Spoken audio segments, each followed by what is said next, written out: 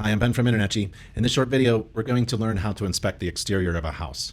Now, according to the standards of practice, a home inspector is required to inspect several things related to the exterior of the house, and the standards of practice is located online at nachi.org/SOP. And if we go there, you'll see the standards of practice, and there's an exterior section, and it reads, "The inspector shall inspect the exterior wall covering materials." That makes sense. On the outside, what covers the building envelope. The inspector shall inspect the eaves, soffit, and fascia. A representative number of windows, not all of them, can't inspect all of them during a home inspection. All of the exterior doors. The inspector shall inspect the flashing and trim, adjacent walkways and driveways, stairs, steps, stoops, stairways, and ramps, porches, patios, decks, balconies, and carports, railings, guards, and handrails, and vegetation, surface drainage, retaining walls, and the grading of the property where they may adversely affect the structure due to moisture intrusion. The inspector shall describe the type of exterior wall covering materials. That's pretty easy to do. And the inspector shall report as in need of correction any improper spacing between intermediate balusters, spindles, and rails. So that's what's required according to the standards of practice. The other URL is nachi.org/education. And if you wanted to learn a little bit about how to inspect one of those systems or components of the exterior, like the deck, you can go to nachi.org/education, and in the search field, type in whatever you want to inspect. So I'll type in deck, and it automatically pops up how to perform deck inspections. And there's a how to perform deck inspections video course. So there's resources at InterNACHI's education. The other URL is nachi.org/catalog. And there you'll find InterNACHI's accreditation. InterNACHI is accredited as a post-secondary institution by the Accrediting Council for Continuing Education and Training, which is a national accrediting agency recognized by the U.S. Department of Education, to provide tuition-free online training, examination, certification, and continuing education to InterNACHI members. InterNACHI is essentially an accredited college. To check your organization or your school's accreditation, go to ed.gov/accreditation, and you type in your favorite school. So how about InterNACHI? I typed in InterNACHI, and boom, the InterNACHI school pops up. InterNACHI school is essentially an accredited university for home inspectors. And the InterNACHI school does not charge tuition to its students who are InterNACHI members. So let's inspect 3 houses, the exterior of 3 houses. Here's one here. And let's remember what the standards of practice requires us to do. Well, this is me coming down from my ladder. So this is a shot of the gutter. And from here on, I think of the rest of the house until I go inside as the exterior. So as I come down from inspecting the roof from my ladder or an vantage point, I'll take a look at the siding materials. And there's the second floor windows. I can't get to all of the windows. I'm not required to inspect all of the windows, just a representative number of the windows. And also hoods or vents, I'm looking. So this could be a bathroom hood or a dryer exhaust. I'll try to pay attention to what I see and observe on the second floor and in the attic. I'm required to inspect flashing and trim, so I wanted to look at the top of windows and doors. Look at the header flashing. There's metal flashing installed on top of all the windows here. And I want to see how rainwater, the runoff, is captured, controlled, diverted away from the house foundation. So here we have a downspout at the front left corner of the front porch, not diverting water away from the foundation of the house. So this is a minor defect. There's a grading away from the house. That's good. There's a fence in the way. Fences are not part of a home inspection, according to the standards of practice, but you may include them in your report. You may exceed the standards of practice. And we have an article written by legal counsel on how to exceed the standards of practice in a more uniform way for all of your clients. And there's the fence. There's the backyard. Another downspout. Rear left downspout is not diverting water away from the foundation. So as I inspect the exterior, I'm going to keep in mind what I may find on the interior side. So I'm going to look in this corner of the basement. It looks like a poured concrete foundation. I'll look for water intrusion. There's some personal items that are restricting and limiting my visual only inspection. I'll document them in my report. Also, when inspecting the exterior, you bump into other systems. So this is the air conditioner unit, and it's not level. It's actually tilted a lot from probably settlement of the dirt around the house. And this downspout is kind of scrunched in between the deck and the siding materials, and it too is not diverting water away from the house foundation. So that's a minor defect. Here's a fireplace, direct vent. This is the vent coming out of the back side of the fireplace, but it's within a couple feet of a window. So I want to make sure that we're not in any code violation here. So that's an openable window within 23 inches. I want to take a look at that. When you're performing a home inspection and you don't know, it's okay to say, I don't know, but I'll look it up and I'll get that information for you as soon as possible. So right here, I have the freedom to say, well, I'm not a code inspector, I'm just a home inspector, but I'll look this up since we're a little concerned about the proximity of the gas fireplace, direct vent, and the openable window. There's another fireplace on the other side of the house, and it has a vent as well. And the flashing around it looks really good. And the overhang looks good. Remember, the soffit, fascia, and eaves is a requirement in the standards of practice. I'm required to also describe the type of wall covering material. And this house is covered with vinyl siding. And the vinyl siding looks good. Here's the front porch, poured concrete front porch. A little bit of minor patching in the front. I'm not really concerned about it. I'll point it out as a cosmetic issue. A cosmetic defect is a superficial blemish or flaw. And we have a fake stone application. Man-made stone is applied to the house. So that's another type of wall covering material, exterior wall covering material being described in my report with pictures and text. Here's an egress door or an exterior door. The trim around it looks good. The flashing at the top looks good. The sealant around this pipe coming through the vinyl siding should be sealed up. It's missing. The sealant is missing. So we don't want little critters to walk in through that opening. We don't want water intrusion to come through. And that's discharging away from the house foundation. So I know that there's a sump pump on the outside. Things on the outside, while I'm inspecting the exterior, I'm going to anticipate when I go on the inside of the house. Remember the hood of the exhaust from a bathroom or a dryer? I'm not sure that we saw earlier. I'll have to keep that in mind.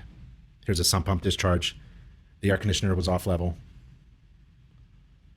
So a house is a system of interdependent parts where one part affects many others. So this is a picture of an inspection image of a dryer exhaust or maybe a bathroom exhaust termination. High efficiency furnace is at the house, gas furnace. And I can see the intake and the exhaust. And that's probably, the third thing is probably the exhaust of the hot water tank. But I'll keep that all in reserve until I go inside. Taking a look, indeed that is a vent, but I'm not sure if it's a bathroom or a dryer.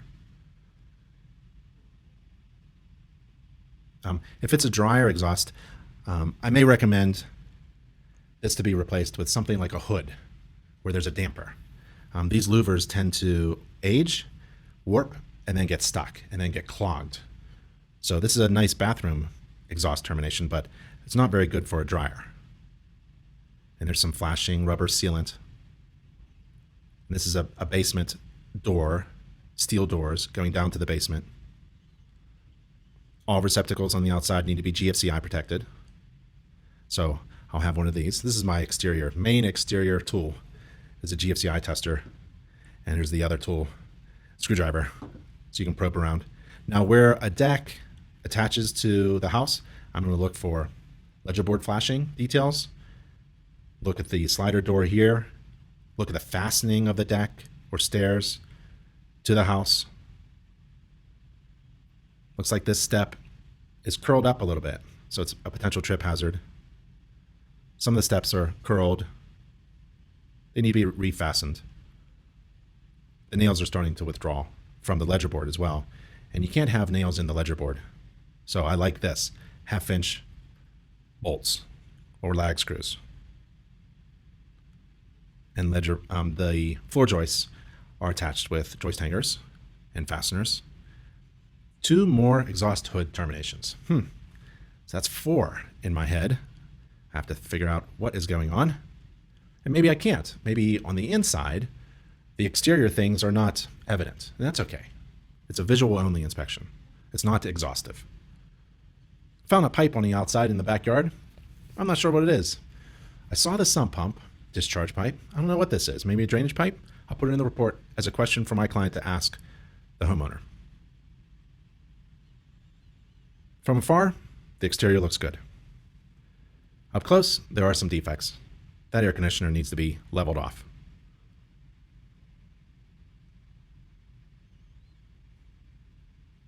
The structure of the deck looks good. I think they added, just before I came, those big bolts all over the place. So everywhere there were nails fastening the structural components of the deck to the house, they added lag screws and bolts and through bolts. So this isn't built the way I would like it, with a ledger board or a beam resting on the post with a cut, with a ledge. But I'll let it go. This is a ramp, and in the interior course, you can learn about ramps and steps and stairways and the slope of the ramp and the handrail. Remember, we're not code inspectors, but this is a ramp, and there should be a landing at the top and a landing at the bottom of the ramp. I'm also looking for steps. You can't have a very large step like this. So this is a trip hazard. And I'll use my fingers like that to show that the step is too large. I also look at the driveways and walkways. The driveway's asphalt looks in pretty good shape. Looking for cracks, signs of puddling, depressions. Minor hairline crack, I think from settlement, that's okay.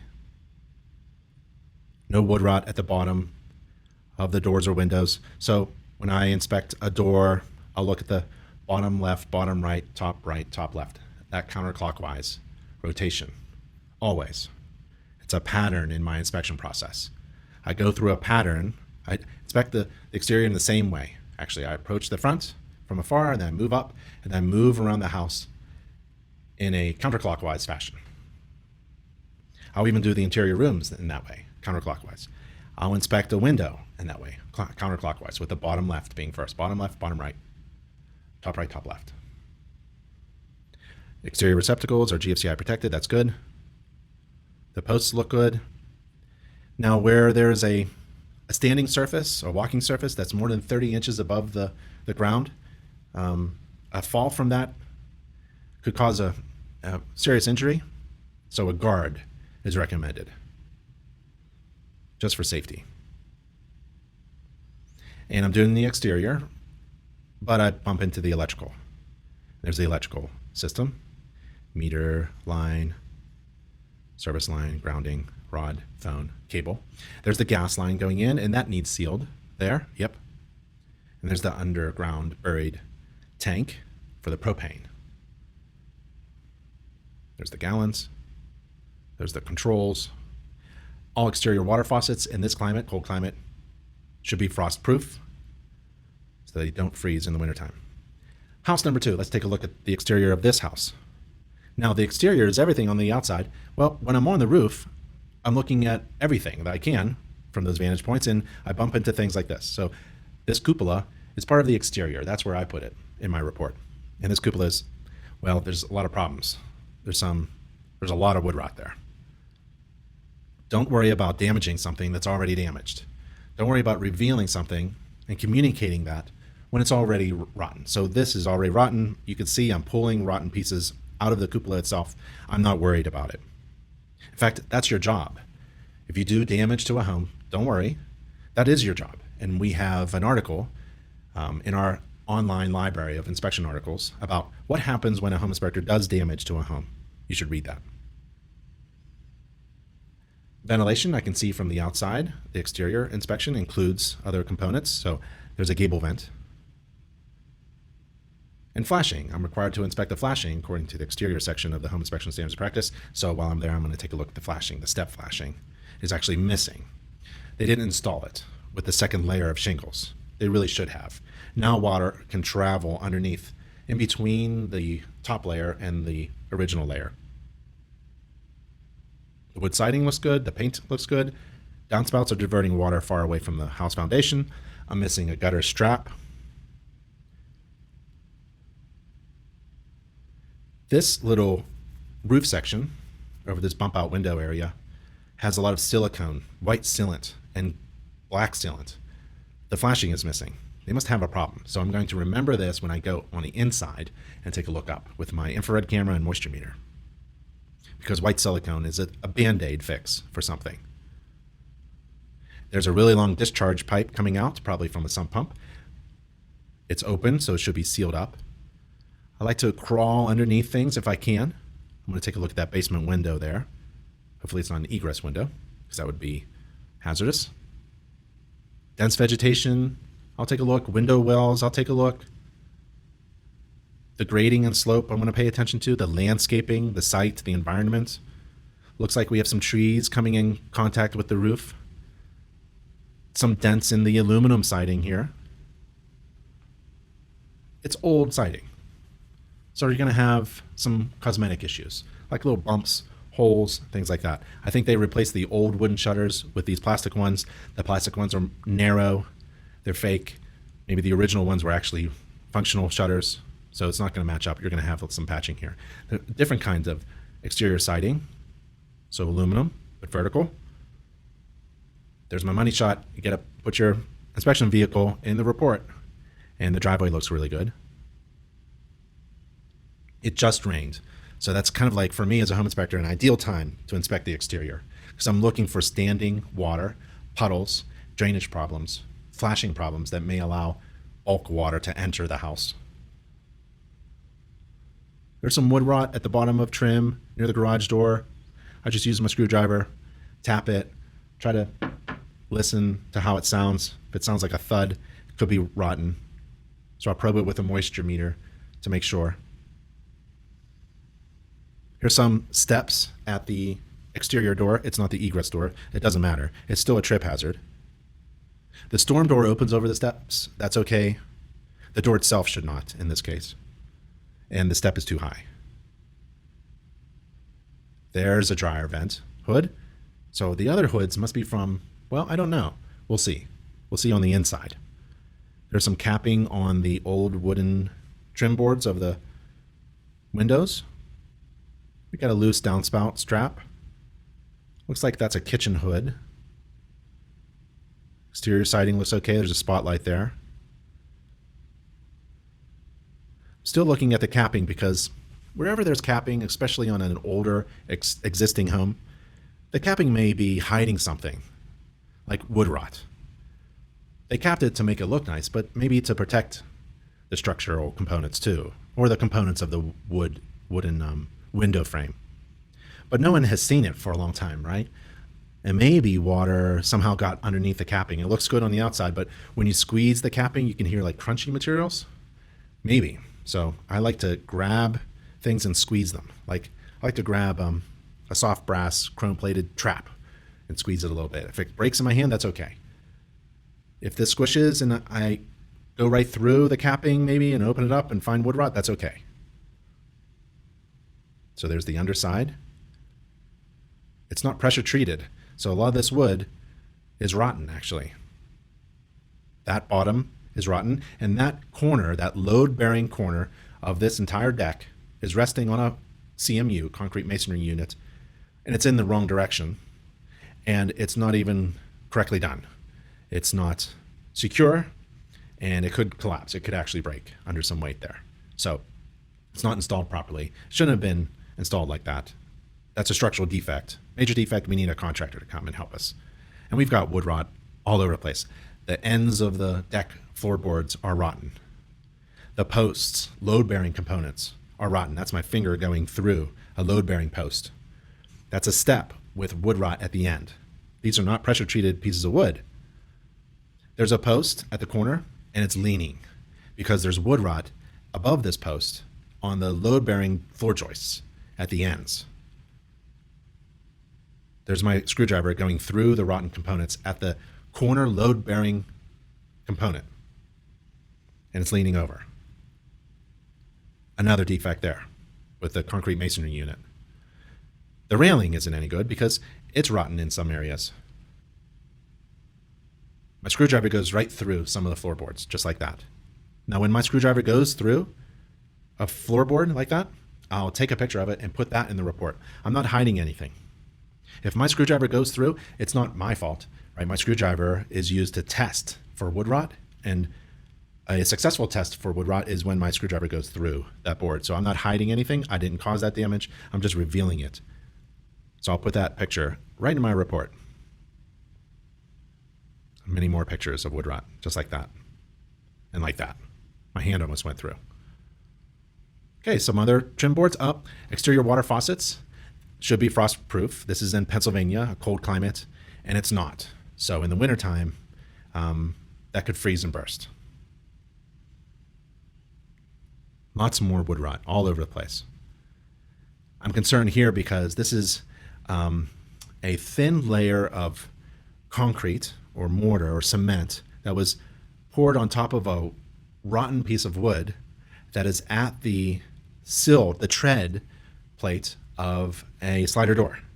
So we are now getting really close to having an open water entry point for moisture to enter the house at the slider door, which is a common area to look for water intrusion. And so I'm going to remember this and look at the band rim joist and floor joist ends and the subfloor structure underneath the slider door in this area from within the basement or crawl space. Exterior receptacles. I want a nice cover on there. That's not an exterior cover.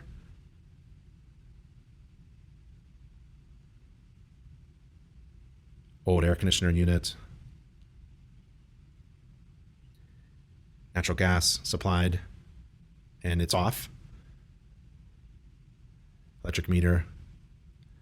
Water could penetrate behind the meter itself, and actually it has, and I can push back on the siding and see that there's some structural damage. There's a piece of plywood that's rotten behind the electrical meter. Where two dissimilar materials meet during an exterior inspection, I'm going to look for separation. I'm going to see how those two are meeting, flashed or sealed or overlapping or in a shingle-like manner to divert water away. And this has been patched up with so much silicone and paint that there might be a concern here.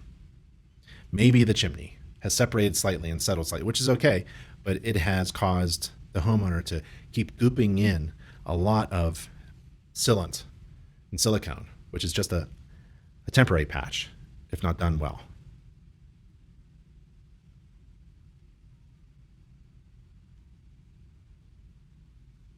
There's a vent there for the porch roof with some wood rot, but the vent is partially painted over. And some minor imperfections. Someone tried to correct some settling or some cracking of the front porch with a thin layer of cement, which never lasts. So it's a cosmetic issue right now. And some indications of cracking and settlement of the front porch from the required egress door tread step, but that's okay. And waterproof faucets are required. We're missing a small component at the top of the light fixture. And the very old windows in this old existing home have cracking window putty. Okay, let's go to the third house, third and last house. And this is a townhouse. So there aren't any sides. It's not an end unit. It's right in the middle of the row. Starting from where the gutter ends. Oh, the tree in the front yard is in contact with the roof and the gutter and the structure itself. So that needs to be trimmed.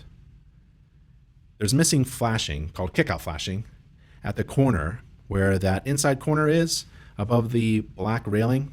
Above that black railing, you can see stains, and that's because of the missing kickout flashing is allowing water to miss the gutter, and it could be causing problems with the stucco.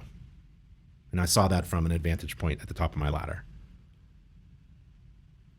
The eaves, soffit, and fascia I'm going to take a look at. The railing I'm going to take a look at. There's my ladder. Walks, steps, stoops. We're required to inspect those.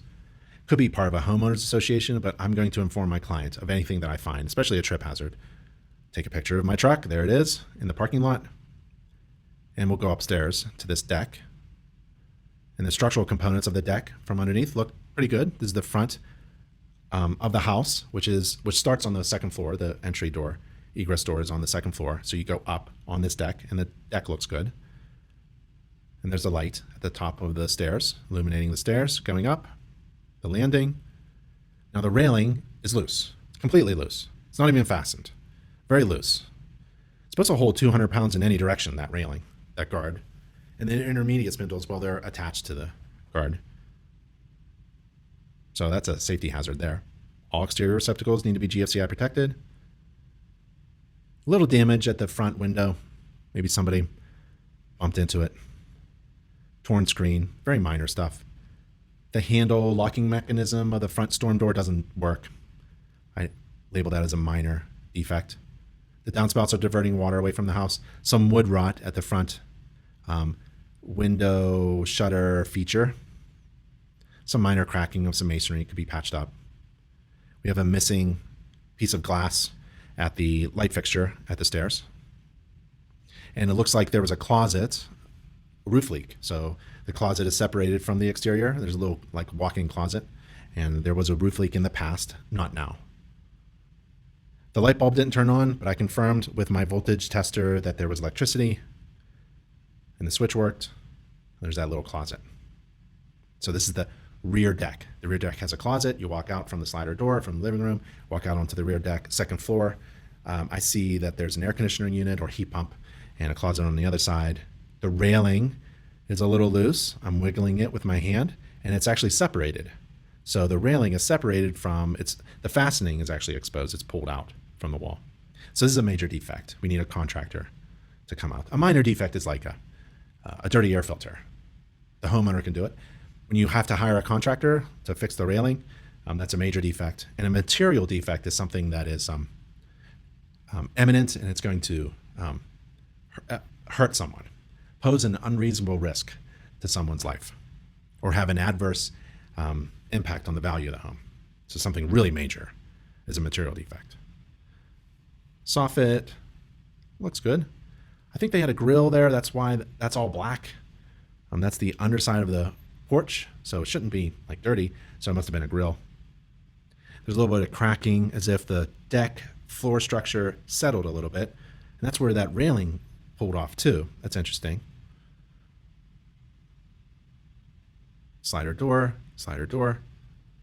All exterior receptacles are GFCI protected. There's that missing light fixture again. There's the heat pump, and it is tucked in there, and there's not a lot of clearance around it. So that's a bit of a restriction. I don't think it can be fixed. I'm just going to put it in the report as my observation. Ideally, we want some clearance all around that unit. There's a lot of air movement around there. And it's so dirty, it's probably an indication of delayed maintenance. Now I'm on the grounds in the rear yard behind the townhouse. We already inspected the second floor deck from the living room and slider with the closet and the air conditioning unit, heat pump. Now I'm going to look at the exterior from the outside. And there's the main beam that holds the second floor deck that we were just on. And it's capped. You know, we just went over capping.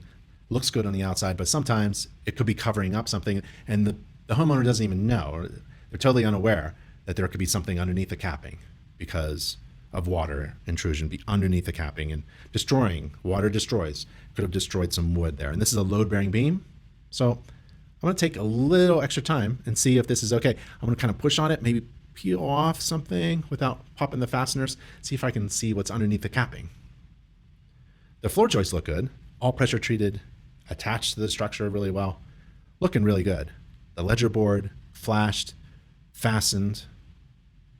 But I pulled off some of the capping off that main beam. And sure enough, wood rot. A lot of it. In fact, so much that I deemed it to be a material defect, as if this deck was going to collapse. If we had a party on there, I bet we can get that beam to collapse the entire deck. It was so rotten. I put my hand underneath the capping. I decided to bend the capping. It was so bad because I needed to reveal this to the current homeowner. I went back to the slider door that goes to the second floor deck, and I tagged it to not open. Don't open the slider and don't go on the deck. And I informed the homeowner through their real estate agent. My client was with me. Obviously, this needs to be fixed if they're going to buy the home, but every home should be inspected every year. And hiring a home inspector should be part of a homeowner's routine home maintenance plan. The homeowner had no idea this was a defect, right? And without hiring a certified home inspector, I'm not sure how a homeowner could maintain their home without one. So InterNACHI believes that every homeowner should hire a certified professional inspector to inspect their home as part of a homeowner's routine maintenance plan, an annual checkup on the home. And one of the things a home inspector can do is make an assumption that there might be something wrong underneath that capping. And it's a good thing I did. There's a good picture. Totally rotten. Not termite infestation, not carpenter ants, just wood rot. And no one knew it until they had a home inspector take a look. There you go. And it was just falling off like that in my hand. That's a material defect. That's very rare. Most homes don't have major problems, but some do. And that's why every home needs to be inspected, especially the exterior. Remember all those vents? Well, one of the vents in this townhouse was venting into the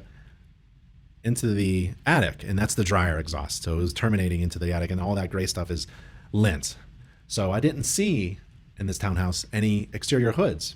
The bathroom hoods were going up to the ridge vent from the attic. Ideally, they would terminate outside. All bath exhaust should go outside. All dryer exhaust should go outside, and this one wasn't. So when you're doing the exterior, if you can remember, where is everything terminating? Well, the dryer was terminating in this attic, and that's not good either. That's a major defect. Okay, I want to leave you with the two URLs, nachi.org/education.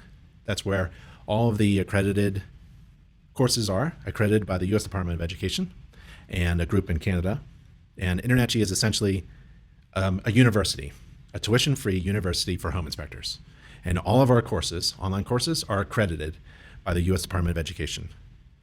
And the other URL is nachi.org/catalog. And that's where you'll find the accreditations that InterNACHI enjoys and provides to its members for free. All right, everybody, I'm Ben.